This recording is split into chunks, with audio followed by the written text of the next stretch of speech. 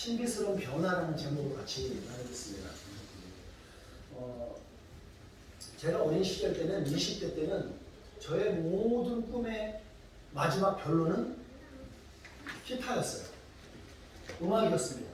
그때 그래서 그 당시에 많이 막 등장했던 팀들이 신화이라는 그룹이 되게 많이 열렸었구나. 그리고 부활이라는 팀도 엄청 활동을 했었어요. 또 뭐 백두산이라고 여러 사람이 있었습니다. 김도빈이라는 사람이 기타 진짜 너무 미친 듯이 따라다니고 쳤어요. 근데 그 중에 특별히 제가 기억나는 사람이 누구냐면 부활의 그 기타리스트 김태원이라는 사람이에요. 지금도 예능 쪽에 많이 나와요. 그 사람이 빼짝 말라갖고 하여튼 근데 저는 그 사람이 신비롭게 아예 그냥 다 수명으로 나왔어요. 그 사람이 나온 예능하면서 저는 그 신비감을 다 놓쳤어요. 근데 그 사람이 얼마나 뛰어나냐면 그 희야라든가 노래를 막 부를 때 앞에 전주에 나오는 음악들을 기타로 다 이렇게 막 효과음을 만들어내고 그랬어요. 그래서 그거 따라한다고 일렉 기타 쭉 내놓고 나서 뭐 이펙트 막 완전히 막 이렇게 걸어가 그거를 앞에 뚱 치면 그게 갑자기 막 종소리 같이 뚱 막 울리고 막 그래요. 그리고 드루카나 여러 가지 팀들이 보면 기타 갖고서 참새 소리도 내요. 찝찝 그러고 짭짭 소리 내기도 하고 막 그게 너무너무 신기했었어요. 신비로운 것들이었었어요. 그래서 특히 이 부활의 그 신비로운 그 소리들 제가 매료되었던 그 어렸던 시절이 있었습니다. 저는 오늘 그 김태원의 부활의 그 소리를 지금 여러분에게 말하는 게 아니라 오늘 본문에서 말하고 있는 중심에서 예수님의 부활이 신비스러운 능력이 있었다는 것을 여러분과 같이 은혜를 나누려고 해요. 예수님의 부활은 되게 신비로웠어요. 아주 신비로운 변화를 가져왔던 그 얘기를 같이 나누자는 거예요. 어제 우리 결혼식을 가졌습니다. 그 형님들이 왔어요. 형님들이 왔는데 첫째 형님과 바로 두 번째 형님이 왔어요. 딱 첫째 형님은 정윤이 형제 형이구나 알겠더라고요. 그냥 보자마자. 딱 둘째 형은 전혀 딴판이었어요. 근데 둘째 형님하고 제가 얘기를 잠깐 나눴습니다. 그래서 잊혀지는데 그러더라고요. 목사님 덕분에 우리 결혼하게 되었습니다. 여차하더라고요. 솔직히 자기는 자기 동생 결혼 못할 줄 알았대요. 못할 줄 알았는데 이렇게 결혼하게 돼서 너무너무 자기도 기쁘다고. 예, 결혼식이 참 은혜롭게 했어요. 기쁘게 했습니다. 근데 저도 이렇게 다시 주례를 하면서 다시 한번 되짚어 봤습니다. 여러분 우리가 다 결혼하잖아요. 그럼 신혼기가 있어요. 여기 신혼집이 있죠. 신혼기가 있어요. 이 신혼기는 되게 즐거워요. 근데 사람마다 틀리죠. 신혼기가 짧은 사람은 3개월밖에 안 된 사람도 있어요.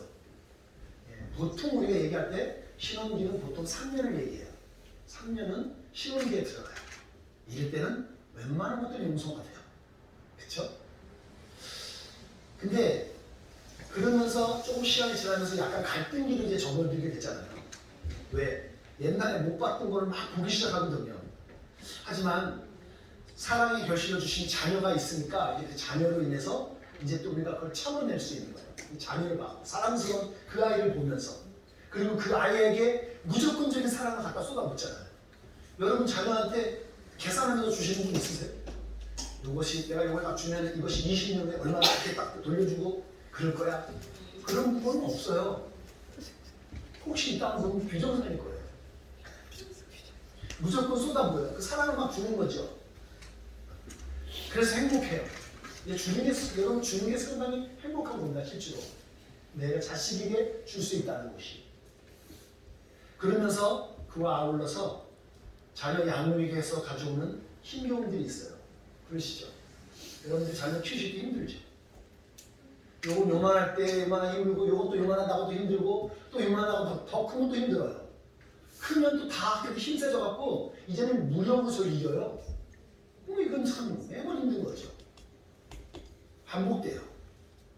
그러다가 우리 안에 이제 신혼기 지나고 중간에 갈등기를 접어들면서 이제는 부부간의 갈등이 심화될 때가 있어요. 여러분 그때가 있으시죠?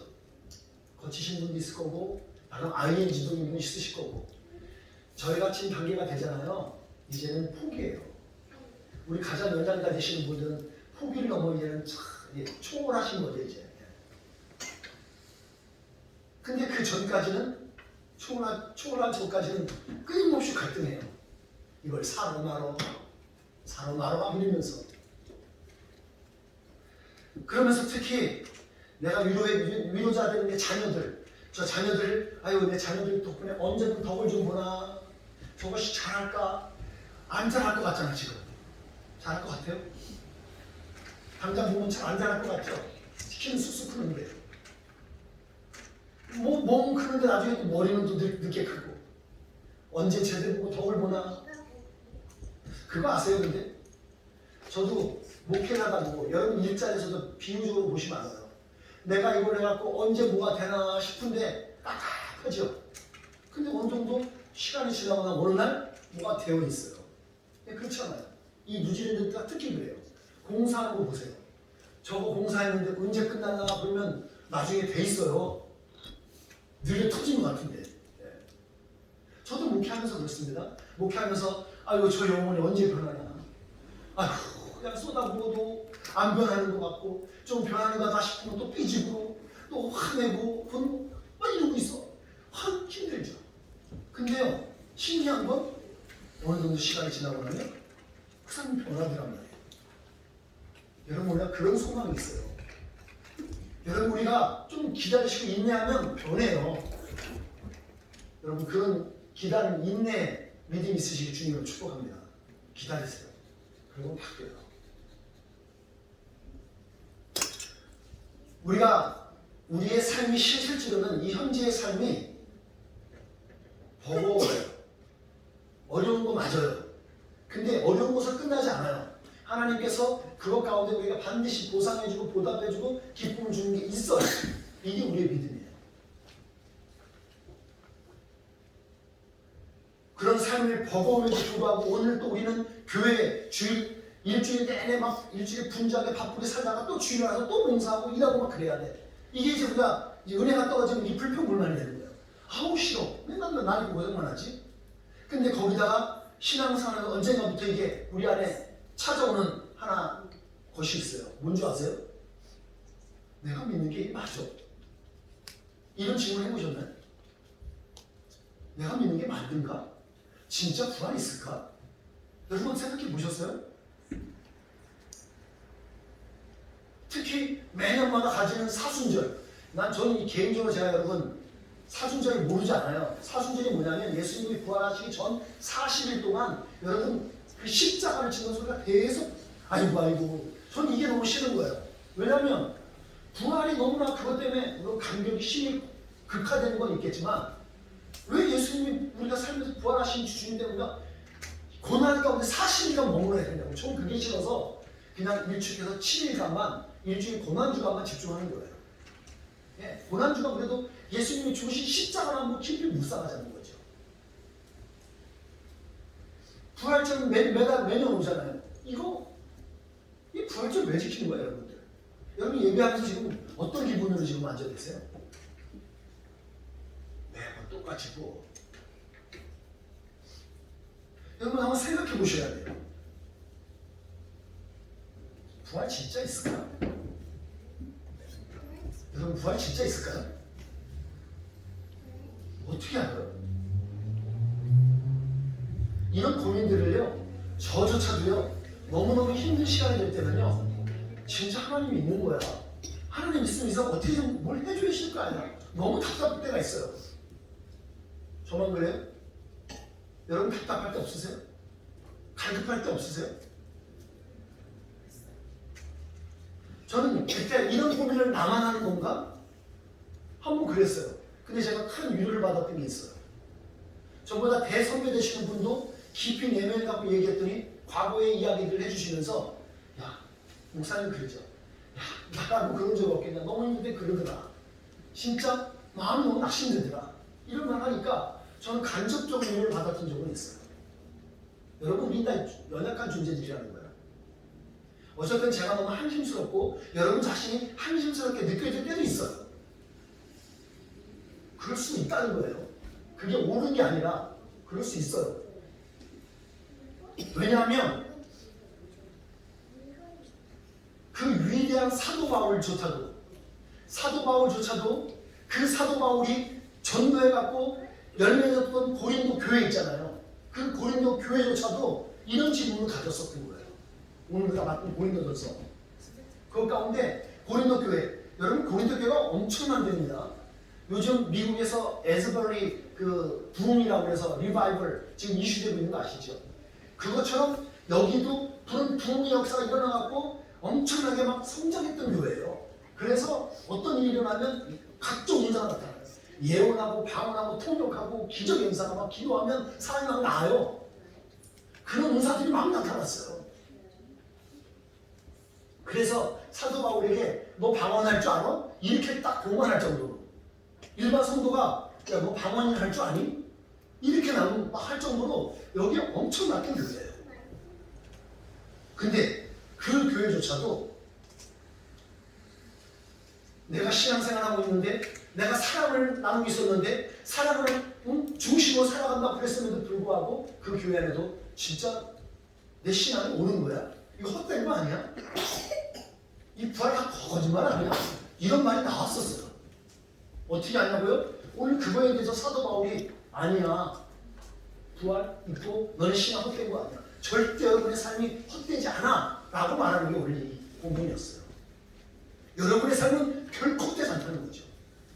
저의 사역은 결코 헛되지 않아요. 여러분의 오늘 수고는 결코 헛되지 않다는 거예요. 그것이 오늘 우리에게 주는 하나님의 의미예요. 성경은 우리에게 한 번도 빠짐없이 얘기하는 거예요. 예수께서 죽으셨다가 다시 살아난 부활신앙을 우리에게 말해주는 거예요. 그리고 오늘을 살아가는 우리 교회는 이 부활의 소식을 계속 전수하는 거예요. 교회에서 부활 소식 빠지면 그건 끝난 거예요. 그 교회는 끝난 거예요. 그냥 비즈니스 아닙니까 그 교회는.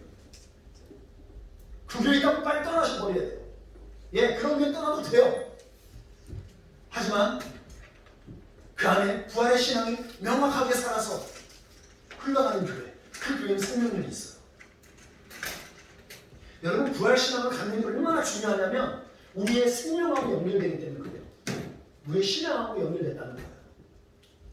그 이유를 저는 오늘 두 가지로 여러분하고 정리해서 본문 중심으로 두 가지를 정리해서 나누려고 합니다. 여러분 부활신앙의 중요성이 있어요. 왜냐하면 이것 때문에 그래요. 죽음을 극복할 수 있도록 하기 때문에 여러분과 저를 이 죽음을 극복할 수 있게 해줘요. 여러분과 제가 가장 두려워하는 게 뭐예요?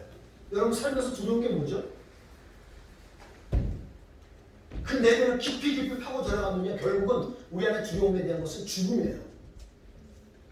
이 죽음이 우리에게 두려움을 맞아들이게 돼요. 어렵습니다. 이걸 극복한다는 게. 근데 죽음의 능력은 우리의 승리까지도 삼켜버릴 정도예요. 죽음이라는 게 오게 되면 저는 이런 생각을 해봤습니다.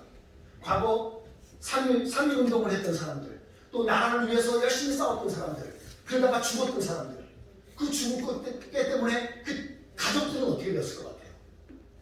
여러분이 앞에서 나라를 위해서 싸울 거야. 죽었어요. 나라는 살렸어. 근데 내 가족은 피차만 삶을 살게 돼요. 그럼 가족들은 뭐라 그러죠? 우리 아버지가 그런 일 했지. 하지만 우리 가족은 뭐야? 아마 그 죽음이라는 것이 그들의 가지고 있는 프라우드도 기쁨도 다 가져갈 것 같아요. 죽음의 능력은 승리를 삼켜볼 정도로 엄청난 거예요. 어떻게 하냐고요? 이사야서에서 이 말씀이 나왔던 게 있어요. 함께 읽어보겠습니다. 시작. 하나님께서 영원히 죽음을 치워버리실 것이다. 주 여호와께서 모든 사람의 얼굴에서 눈물을 닦아주시고 자기 백성의 부끄러움을 온 땅에서 없애주실 것이다. 여호와께서 이같이 말씀하셨다. 이거를 오래전에 이사야를 통해서 우리에게 예언하신 거예요. 영원히 죽음을 치워버리신다는 거예요. 영원히 죽음이라는 것을 치워버리신다는 거죠. 이 죽음을 극복하는 비밀을 오늘 사도 바울이 우리들에게 말해주고 있는 거예요. 오늘 그 비밀을 어떤 비밀이냐면 우리가 잠자서 죽는 것이 아니라 변화될 거라는 거예요. 변화. 체인지 된다는 거예요. 체인지. 여러분과 저는요 단순히 죽어서 갖고 그냥 잠자서 없어지는 게 아니라 우리는 체인지 될 거라는 거예요. 이게 비밀이에요. 우리가 나비의 과거의 애벌레였던 모습을 상상을 해봤겠냐고 우리가. 번데기 먹어봤죠? 맛있죠? 근데 그 번데기를 징그러운 거예요. 그걸 생걸로 먹으면 징그럽습니다. 애벌레는 말할 것도 없고. 근데 그것이 변한다는 거예요. 변화해서 나비, 화려한 나비로 변신하는 것처럼, 그것처럼 우리도 변화할 거라는 거예요. 그게 바로 부활체예요. 부활체. 본문 52절에 보게 되면 나팔 소리와 함께 해요. 성경에 나오는 나팔 소리는 일종의 사인이에요. 심볼 따라서 우리에게 사인을 주면서 뭔가 변화에 바뀌는 그 심볼이 되거든요. 근데 그 나팔 소리와 함께 우리가 순간적으로 썩지 않을 몸으로 우리를 체인지 시켜준다는 거예요. 여러분과 저는 이걸 죽을 때까지 이해할 수 없는 능력들인 거예요. 알 수가 없어요. 하지만 오늘 성경 우리에게 말해요. 체인지돼요. 변화한다는 거예요. 다시 살아나는 생명력으로 부활체 모습으로 변화한다는 거예요. 이미 죽은 몸도 다시 그렇게 변화될 것이고 아직 죽지 않은 사람조차도 우리가 어느 순간에 다시 변화된다는 거예요. 부활체.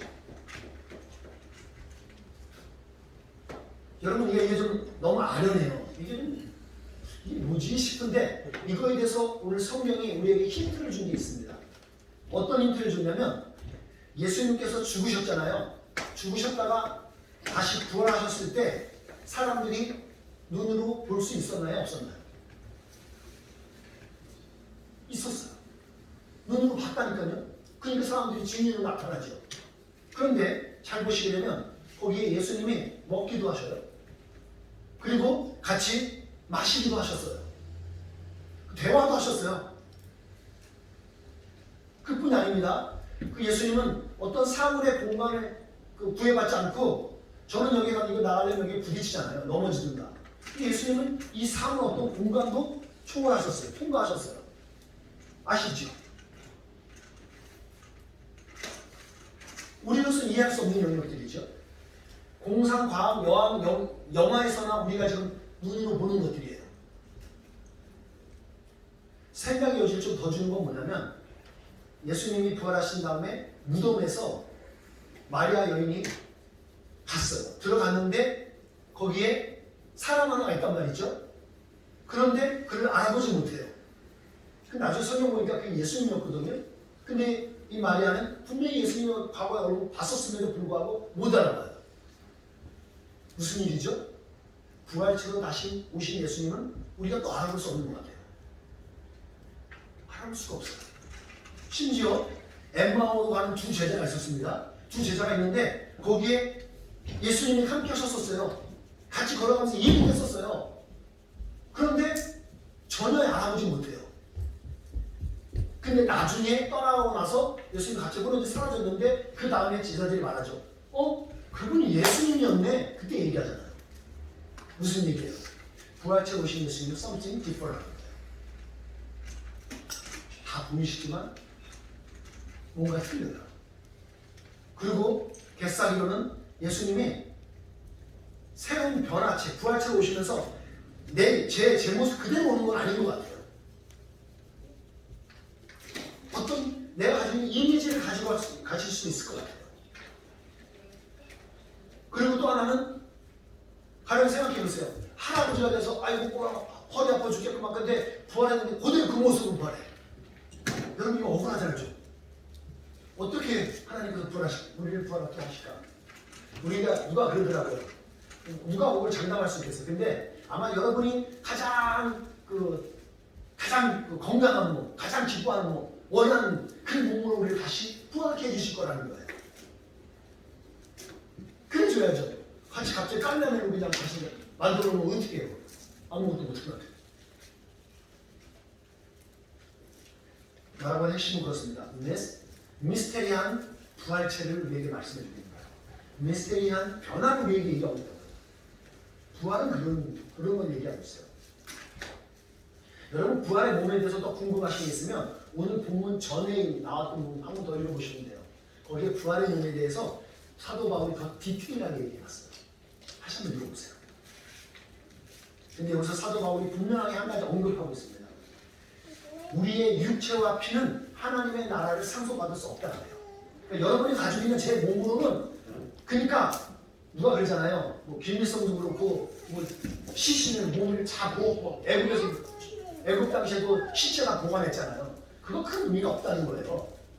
우리가 몸을 갖고서는 다시 부활체로 하나님의 나라 천국을 상속받을 수 없다는 거, 갈 수 없다는 거 그거 갖고.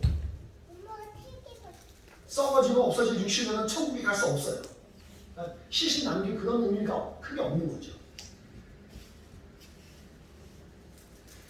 제가 더 쉽게 풀어보면 죽음은 육체의 제한을 가진 이 세상의 장애물이에요. 이 죽음은 우리의 몸은 장애물인 겁니다. 하나님의 나라에 가기 위해서. 우리가 이 세상 살아가는 동안 필요한 거지, 하나님의 나라 갈 때는 이게 그렇게 필요한 게 아니에요. 아울러서 부활은 이것을 넘어선 새 생명이에요. 우리가 그렇게 이해하면 될 것 같습니다. 제가 신학적으로 정리해보니까 이렇게 정리할 수 있겠어요. 이 부활신앙을 가질 때 여러분, 우리는 이 세상을 그리스도의 능력으로 살아낼 수 있는 점이 있습니다. 여러분, 그래서 이게 중요한 거예요. 오늘 우리가 살아가면서 부활신앙을 반드시 지켜야 될 이유는 이것 때문에 그래요. 이것이 무너지면 여러분, 우리의 신앙은 그냥 기초부터 다 무너져요. 헛된 것으로 다 무너진다. 여러분, 두 번째 이유는 이것입니다. 승리를 보여주기 때문에 그래요. 우리에게 승리를 상상으로만 하는 게 아니라 실제로 보여주시기 때문에 그래요. 우리가 알 수 있도록. 그래서 우리가 이 세상에 사는 것이 어렵고 힘겨울 수도 있어요. 하지만 마지막 역전하는 거예요. 그 조금만의 순간에 완전히 역전의 죄를 받고 우리를 완전 회복해 주시는 거예요. 그것이 부활신앙의 아주 핵심적인 힘이에요. 오늘 55절 한번 여러분 보실래요? 여러분 55절 말씀 다시 한번 보십시오. 거기에 보면 이런 말씀이 나와요. 죽음아, 너의 승리가 어디 있느냐? 죽음아, 너의 찌르는 것이 어디 있느냐? 죽음에게 얘기하는 거죠. 우리는 가장 죽음 때문에 두려워하는데 이 죽음을 극복해갖고 이 죽음을 완전히 승리해서 나가는 우리들에게 말해주는 거예요. 죽음, 너가 에임하는 것이 뭐야? 너가 찌르는 것이 뭐야?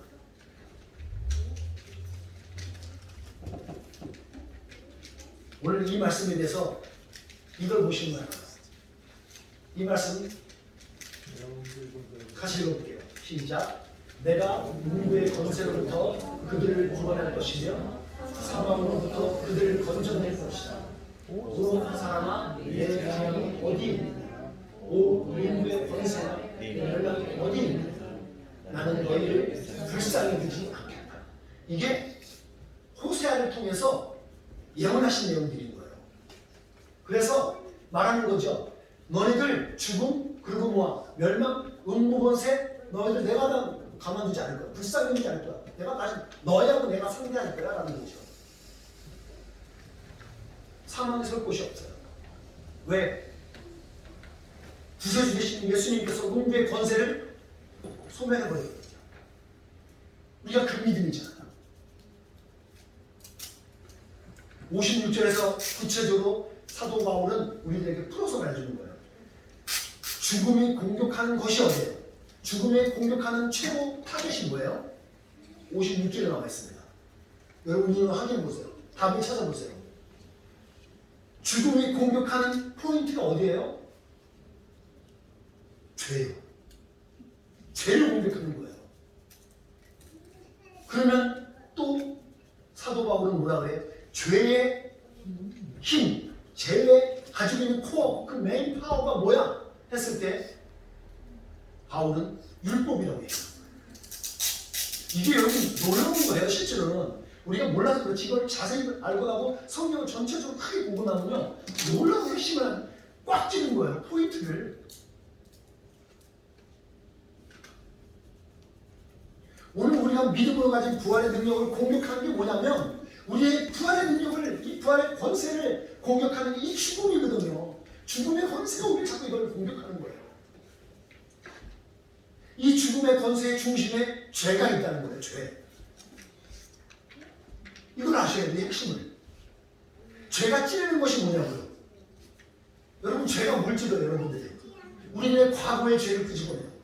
우리 오늘 내가 잊어먹고 지금 넘어갔으면 좋을 걸 자꾸 찔러요. 너가 그런 일 뭘 할 줄 알아? 너는 할 수 없어. 과거에 너가 이딴 짓을 했는데 너가 무슨 구원을 받아? 너가 구원한다고? 말도 안 되는 소리 하지 마. 자꾸 찔러요. 이게 죄의 사망과 죽음의 권세가 이런 걸 하는 거예요.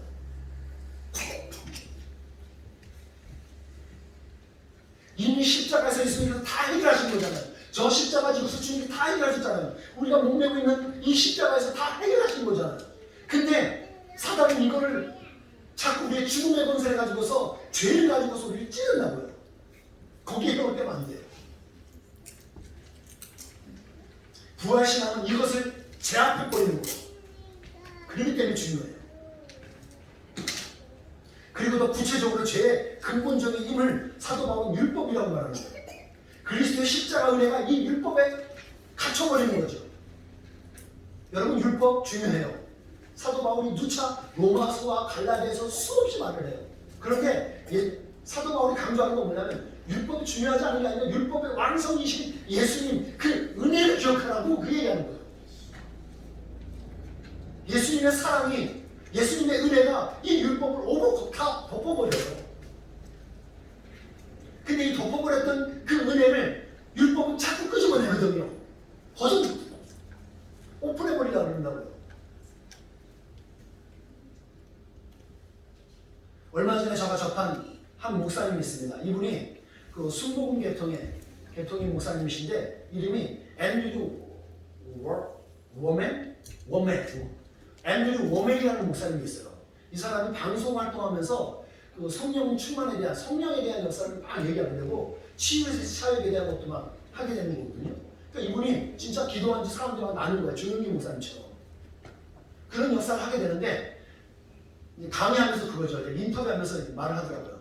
그런 성령의 역사를 가로막는 게 있대요.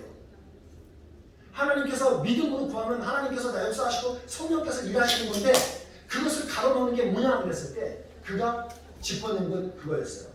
우리가 영혼 육으로 되어 있는데 이 영의 세계 영혼으로 이게 역사하게 되는데 육신을 낳게 해주고 하는 역사에서 이 혼적인 부분을 그런 이제 포인트 짚는 거예요. 우리의 혼적인 것, 우리의 마인드. 이 혼적인 것에 이 혼이 마치 수도꼭지처럼 돌리면 물이 나와요, 안 나와요? 나오죠. 잠그면 어떻게 돼요? 우리가 멈추게 돼요. 마치 하나님의 역사, 하나님의 일하심에 대해서 이 혼이 그 수도꼭지 역할을 한다는 거예요. 그래서 수도꼭지 열면 그냥 될 건데 우리의 혼이 과거의 어떤 율법에 생각에 관념에 이성에 잡혀서 그걸 잠궈버린다는 거예요. 그러니까 성이 영이 역사하시는 것을 가로막아버리는 거예요. 안 나오는 거예요. 그러니까 그걸 지적하고 있는 거예요.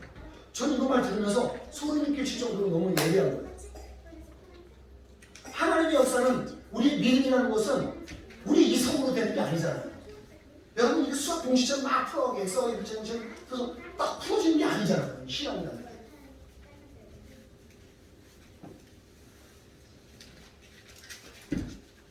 오늘 말씀과 연결해 보니까 우리들의 십자가 은혜보다 율법에 갇혀 있는 경우들이 우리가 있을 수 있다는 거죠.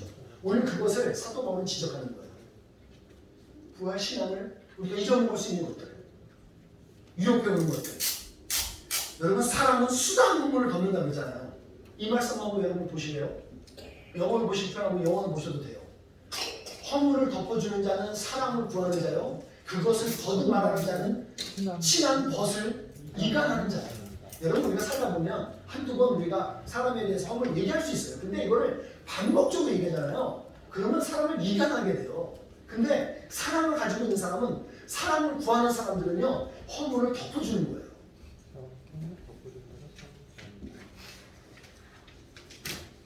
변화라는 단어를 여러분 몇 번 보셨지만 체인지라는 단어는요 그 단어가 깊이 그 원문적인 뜻을 제가 가서 연구 좀 해봤습니다. 그랬더니 거기서 말하고 싶은 핵심은 뭐냐면 변화가 되어진 것이라는 거예요. 미래형을 쓰고 있어요. 여러분 우리의 몸은요 변화가 되어질 거예요. 우리가 죽고 예수님께서 재림하시고 다 완성체로 될 때 그렇게 되어져요. 여기서 중심으로 봐야 될 건 우리가 할 수 있는 게 없어요. 이건 전적인 하나님의 전적인 능력 안에서 이루어지는 거라고요. 은혜인 것이고요. 하나님의 영역인 거예요. 그걸 아셔야 돼요. 그렇게 변화되어질 거예요, 우리는. 사도 바울은 오늘 성령을 통해서 우리에게 도전하는 것이 있고 격려하는 것이 있어요. 제가 이렇게 그냥 간단히 정리해봤습니다. 이걸 우리에게 도전하고 있어요. 뭐를요? 죽음의 권세를 넘어서는 거예요. 죽음의 권세를 우리는 끝없이 공격해요. 하지만 그 권세를 넘어서라고 우리에게 도전하고 있어요. 그리고 우리에게 격려합니다. 승리의 상징인 부활신앙으로 바른 삶을 살아가라. 오늘 고린도 교회 교인들에게, 오늘 사는 선한 이 교회들에게 이렇게 얘기하는 거예요. 너희들 부활신앙으로 있잖아. 너희들 바른 삶을 살아가라. 너희의 삶은 전혀 헛되지 않아. 너희가 정직하게 사는 것, 하나님께 바르게 행하는 것들, 그거 하나님 다 보시고 그거 하나님 리워드 주시고 기억하죠. 그러니까 올바르게 살아 라고 말씀하십니다. 부활신앙 안에 오늘 우리가 하는 모든 것이 결코 헛되지 않은 거예요. 왜요? 사도 요한이 이거에 대해서 우리에게 서포트해 주는 것이 있습니다. 사도 요한이 이걸 얘기했어요. 같이 읽어볼게요. 시작. 하나님의 자녀라면 누구나 다 세상을 이길 힘을 갖고 있습니다. 세상에 대해 이길 수 있는 승리는 우리의 믿음에 있습니다. 여러분, 세상을 이길 수 있는 믿음은 우리 믿음에 있어요. 요한이 이걸 서포트해 주는 거죠. 사도 요한과 사도 바울이 동일하게 얘기해 주고 있어요. 사도 요한이 한 군데 더 얘기합니다. 저는 이 구절을 되게 좋아해요. 요한복음 16장 30절에 나오는 말씀. 이것을 찬양하고 나오는 것도 있어요. 이것을 너희에게 이르면 너희로 내 안에 평안을 누리게 하며 세상에 너희는 환난을 당하나 담대하라. 세상을 이겨오노라. 이 찬양이 하는 게 있거든요. 이 말씀을 다시 읽어볼게요. 시작. 내가 이것을 너희에게 말하는 것은 너희가 내 안에서 평안을 얻게 하려는 것이다. 이 세상에서는 너희가 고난을 당할 것이다. 그러나 담대하라. 내가 세상을 이겼다. 여러분, 주님께서 세상을 이기셨어요. 그 십자가 능력으로 이 세상의 죽음의 권세를 이기셨다고요. 그 부활의 능력이 우리 거예요. 여러분 거라고요. 신비스러운 변화. 저는 그것을 오늘 부활이라는 단어로 같이 연결시키고자 합니다. 이 부활 신앙이, 이 부활이 이 세상을 능히 이길 수 있는 믿음인 거예요. 그 부활의 능력을 나누어주는 역동적인 삶을 사는 여러분이 되어지기를 주님의 이름으로 축복합니다.